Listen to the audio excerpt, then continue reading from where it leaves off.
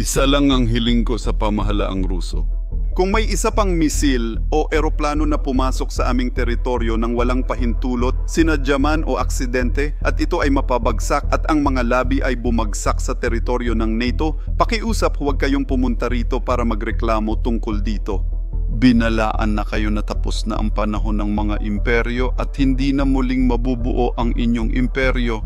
Kakalunsad lang ng Russia ng isang lihim na digmaan laban sa Turkey, Poland at Romania. Pero ang agresyon ni Putin ay bumabalik sa kanya ng matindi. Nagsimula ang paglala dahil sa mapaminsalang drone attack ng Russia. Tinamaan ng isang Turkish na tanker sa daungan ng Ismail na nagdulot ng malaking sunog at napilitang lumikas ang daan-daang mamamayang Romanian at Turkish. Ito ay isang hakbang na lampas na para kay Pangulong Erdogan ng Turkey. Ngunit hindi doon natapos ang pagkakamali ng Russia.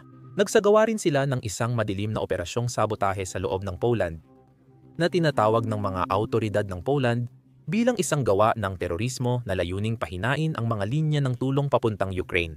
Hindi nagtagumpay ang pananakot ni Putin at tinawag na deklarasyon ng digmaan ng mga general ng Poland ang kilos ng Russia. Tinutulak nito ang Europa na harapin ang katotohanan. Totoo ang imperial na pantasya ng Russia. Kung di natin tutulungan ang Ukraine, gagamitin ng Russia ang yaman nila para palakasin ang makinarya ng digmaan laban sa NATO. Nagsimula ang pag-atake ng Russia laban sa Turkey noong Nobyembre 17 alas 2 ng madaling araw. Inatake ng drone ng Russia ang Turkish liquefied petroleum gas tanker sa pantalan ng Ismail. Nagdulot ng sunog at banta ng pagsabog. Maaaring magdulot ng matinding epekto sa mga kalapit lungsod. Ngayon, ipapakita ko sa inyo kung saan eksaktong matatagpuan ang pantalan sa mapa. Nakikita nyo ba yung pulang tuldok sa mapa ng Ukraine sa ibabang kaliwang gitna? Ayun, yan ang pantalan ng Ismail. At nasa mismong hangganan ng Ukraine at Romania. Nang tamaan ang tanker sa pantalan na to, naglalabas ito ng karga. At may 16 na Turkish na tripulante pa sa barko. Sa kabutihang palad, ligtas na nakalikas ang mga tripulante mula sa barko. Pero sa kasamaang palad, marami pa ring liquefied natural gas ang natira sa barko. Ibig sabihin nito, napakadelikado ng sitwasyon para sa lahat ng nasa paligid.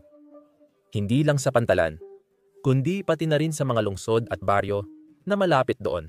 Kaya inilikas ng Romanya ang isang baryo ng 300 katao sa hangganan, malapit sa mga pasilidad ng pantalan. Ipinapakita nitong hindi lang buhay ng mga Ukrainian ang nalalagay sa panganib ng digmaan, kundi pati-pati ng mga Turko at Europeo. Para sa Rusya, walang pakialam si Putin. Pero malas kay Putin. Nag-aalala si Erdogan pag inaatake ang barkong Turko. At ito ang sinabi niya, kinabukasan mismo. Mga mahalagang miyembro ng press, Mga kagalang-galang na miyembro ng press, ngayong araw ay tinalakay namin ni Kaibigang Zelensky ang ilang bilateral na issue. Pinagtibay naming muli ang pangako sa territorial na integridad, soberanya at kalayaan ng Ukraina ang aming estratehikong katuwang.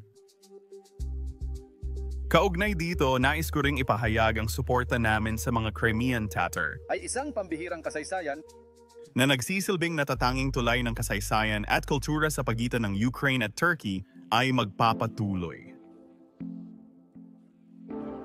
Sa kabila ng digmaan, layunin naming itaas ang bilateral na kalakalan sa 10 bilyon. Sa tulong ng mga Turkish na negosyanteng matapang na nagpatuloy sa trabaho nang hindi umaalis ng bansa. Sa ilalim ng mga mahirap na kondisyong ito, hangad naming makatulong sa muling pagbangon ng Ukraine. nais naming makapag-ambag. Ngayon, hindi lang Turkey ang inaatake ng Russia. Nagsagawa rin ang Russia ng isang napakadilim na operasyon sa loob mismo ng Poland na tinatawag na ng marami bilang terorismo. Tingnan ninyo. Noong Nobyembre 18 naglabas ng pahayag ang punong ministro ng Poland. Sinubukan ng mga saboteur pasabugin ang tren sa Poland na mahalaga sa paghatid ng tulong sa Ukraine. Nangyari ang pagsabog noong Sabado ng gabi. Iniulat ng mga residente ng Vilik Mika na narinig nila ang pagsabog.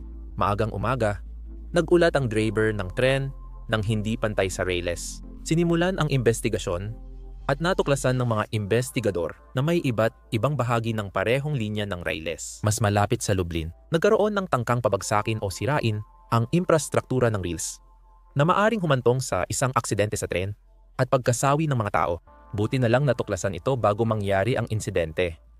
Sa huli, malinaw ang layunin. Ito ang dahilan kung bakit tinawag ng Polish na kalihim ng ugnayang panlabas na terorismo ito, hindi lang paninira. Isa itong malaking paglala ng situation. Ang paninira ay kapag sinisira mo ang ari-arian. Kapag ang layunin mo ay pumatay ng tao, hindi na yon paninira, iyon ay terorismo ng Estado. At ito ang nangyari sa kasong ito. May bomba na pinasabog sa ilalim ng isang tren ng Polonia na sa isang himala lang ay hindi na derail mula sa mataas na bangin. May mga taong namatay sana, alinman sa tren na yun o sa mga susunod na tren. At dahil dito, hindi namin ito palalampasin ng walang sagot.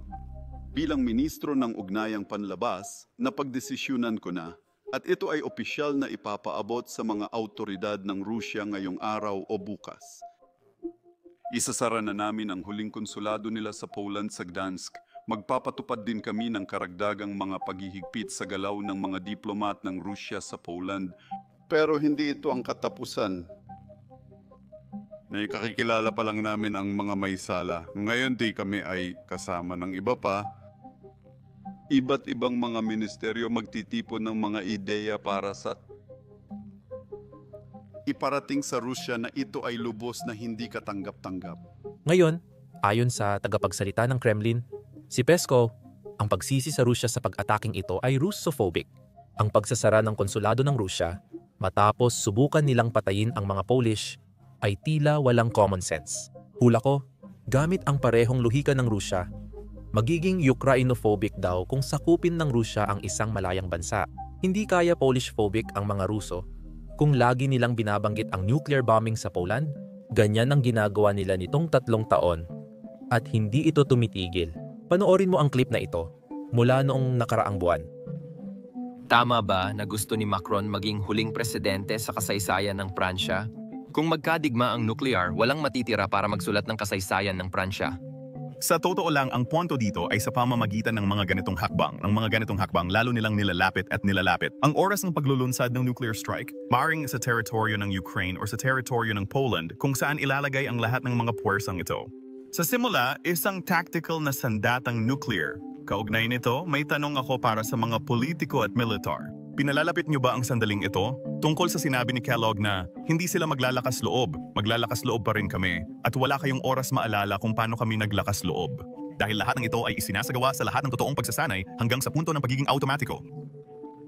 Ang mga kilos at retorika ng Rusya ang dahilan kaya sinasabi ng mga general ng Poland na ito ang simula ng digmaan. Sabi ng general na si Wolsław Kulka, ito ay pre-war status. At nagsimula ng maghanda ang kalaban para sa digmaan. Nagtatayo sila rito ng kapaligiran para lumikha ng kondisyong pabor sa posibleng agresyon sa teritoryo ng Poland. Hindi ito galing sa akin, kundi sa kanya.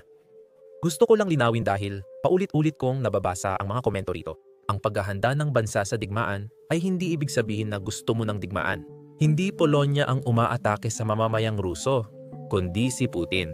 Ibig sabihin, kung may hangganan ka sa Rusya, hindi mo talaga mapagkakatiwalaan ang kapitbahay mo. Dahil noong 1999 hayagang sinabi ni Putin na ang Crimea ay teritoryo ng Ukraine. Noong 2008 matapos salakayin ang Georgia, sinabi niyang wala siyang balak pumasok sa Ukraine. Noong Enero 2022 kahit nasa hangganan ng Ukraine ang mga tropang Ruso, sinabi ng mga opisyal ng Russia na wala silang balak sakupin ang Ukraine. Pagkatapos, rumaragasa ang mga tangke ng Russia at pinapaputukan ng kanilang missile ang mga apartment at batang Ukrainian sa Ukraine. Dapat itong magsilbing babala para sa bawat bansa sa mundo. Hindi mahalaga kung ito man ay Poland o Estados Unidos. Dahil para sa bawat leader, ang una nilang tungkulin ay protektahan ang kanilang mga mamamayan at ang kanilang kinabukasan. Ibig sabihin, ang mga bata ng bansa. Ibig sabihin, dapat tayong maging handa sa digmaan. Iyan ang malungkot na realidad ng mundo. Kung iniisip ni Putin na mahina ang isang bansa, lalo lang nitong hinihikayat ang mas marami pang agresyon mula sa Russia. Kumbaga, ayon sa kasabihan, pinakamabuting paraan mapanatili ang kapayapaan ay maging handa sa digmaan. Mahalagang tandaan na hindi lang Poland at Baltic states ang tinatakot ng Russia. Pinag-uusapan nila ang pagsakop sa iba't ibang bansa na parang chismis lang o kung ano. Hindi ko talaga maintindihan ang luhikang ito. Hindi lang ito tungkol sa Kremlin, television, pati mga politiko ng Russia laging binibiro ito. Pakinggan ninyo. Wala nang mga taong katulad ni Pistorius. Anong mangyayari mananalo tayo, Gennady Andreevich? Huwag seryosohin, 3 beses naming nakuha ang Berlin. Kung kailangan, kukunin ulit namin ito. Magiging ayos ang lahat. Ako ay mapayapa at para sa kapayapaan. Tandaan din na habang mas nagtatagumpay ang Rusya sa pananakop, mas dumarami ang kanilang nasasakop na bansa. Ilang beses na tayong tinuruan ng kasaysayan ng aral na yan. Lalong lumalaki ang gana habang kumakain. Sinakop ni Putin ang Chechnya. Pagkatapos sinakop niya ang Georgia, tapos ang Crimea, pagkatapos ang Donbas, at pagkatapos ay sinubukan niyang kunin ang Kiev. Magpapatuloy siya hanggat walang pumipigil. Kung di natin tutulungan ang Ukraine, gagamitin ng Russia ang yaman nito.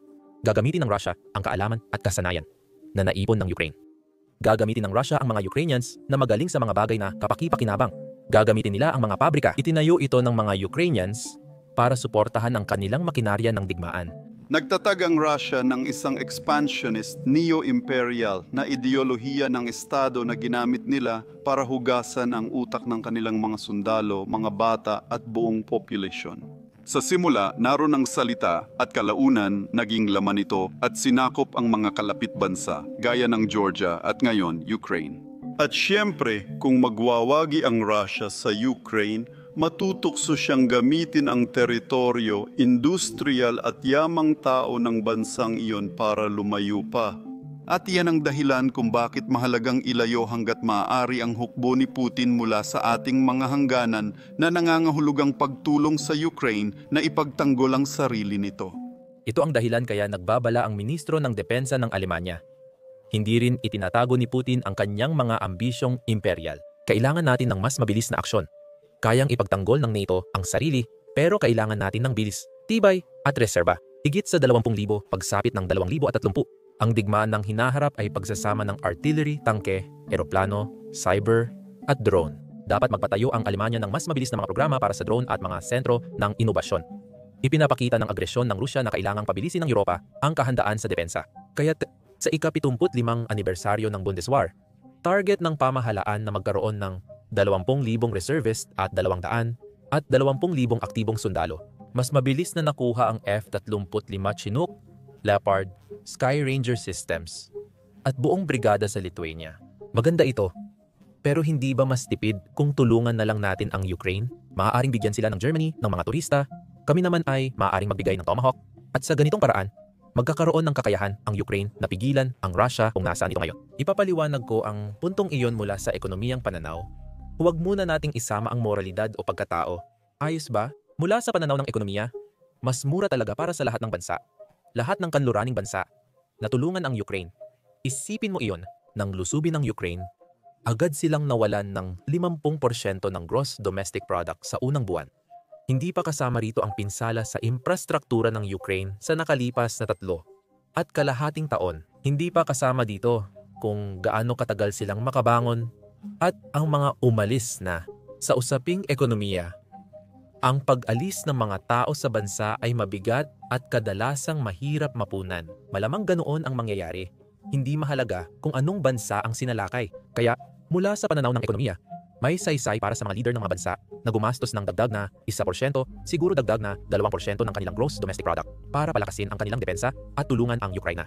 Ngayon, nitong mga nakaraang linggo, ilang sa mga video namin ay na-demonetize at nilimitahan. Siguro ayaw ng YouTube sa ilang clip na ipinakita namin mula sa harap ng Ukraine.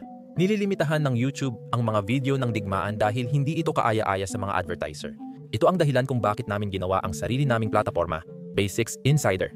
Ginawa namin ito mula sa simula, kaya wala kaming mga limitasyon. Sa ganitong paraan, maibabahagi namin sa inyo ang uncensored na balita tungkol sa Ukraine at iba pang kaganapan sa mundo.